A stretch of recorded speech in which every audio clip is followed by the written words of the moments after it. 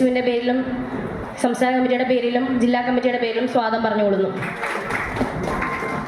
സംസ്ഥാന കമ്മിറ്റി ആഹ്വാനം ചെയ്ത യാത്ര റാലി ഇപ്പോൾ തുടങ്ങുകയാണ്. ഇപ്പം ഈ നേരങ്ങളിൽ പോലും 11 മണി സമയത്ത് ഗൂഗിൾ മീറ്റ് നടക്കുകയാണ്. അതുപോലും അറ്റൻഡ് ചെയ്യാതെ നമുക്ക് വേണ്ടി ഈ ഒരു ചുമതല എടുക്കുന്നതിന് സാക്ഷി ഇവിടെ വന്ന് ഇവിടെ ഉദ്ഘാടനത്തിന് വേണ്ടി എത്തിച്ചേർന്ന ഏറെ പ്രിയപ്പെട്ട KSU സംസ്ഥാന കമ്മിറ്റിയുടെ ഉപാധ്യക്ഷൻ യദു കൃഷ്ണൻ അവറുകളെ എൻ്റെ പേരിലും KSU ജില്ലാ കമ്മിറ്റിയുടെ പേരിലും സ്വാഗതം ചെയ്യുന്നു.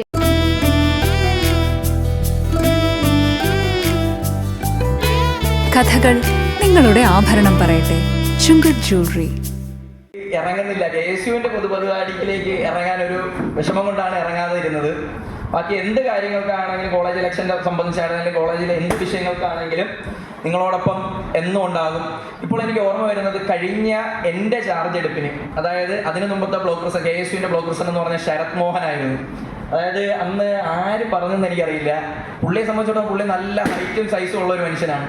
അപ്പം എനിക്കൊന്ന് സൂരചന്ദ്രനാണെന്ന് ഒന്ന് പറഞ്ഞത് വലിയ മനുഷ്യനിൽ നിന്നും ചെറിയ മനുഷ്യനിലേക്ക് ചാർജ് കൈമാറുകയാണ്. എന്നിരുന്നാലും വലുതും ചെറുതും എന്നുള്ളത് സൈസിൽ മാത്രമാണ്. ഞങ്ങൾ രണ്ടുപേരും ഒരേ രീതിയിൽ തന്നെ പ്രവർത്തിച്ചു പോയി.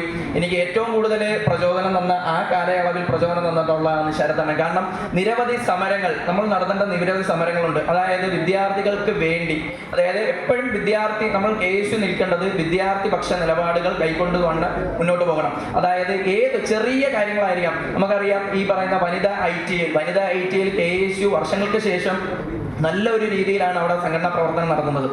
അവിടെ ചെറിയൊരു പ്രശ്നം മാത്രമേ ഉള്ളായിരുന്നു ആദ്യം.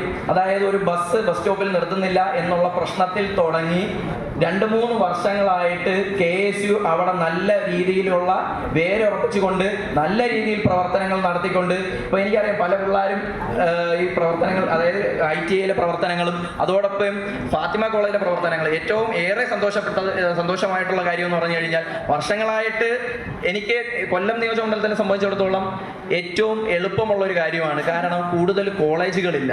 അതേ സംബന്ധിച്ച് ഇരവിപുരം നോക്കുവാണെങ്കിൽ കൊട്ടിയം മുതൽ SM college, SM men's, women's, അതോടൊപ്പം തന്നെ ഫാത്തിമ കോളേജ്, ഇങ്ങനെ നിരവധി കോളേജുകളുണ്ട്.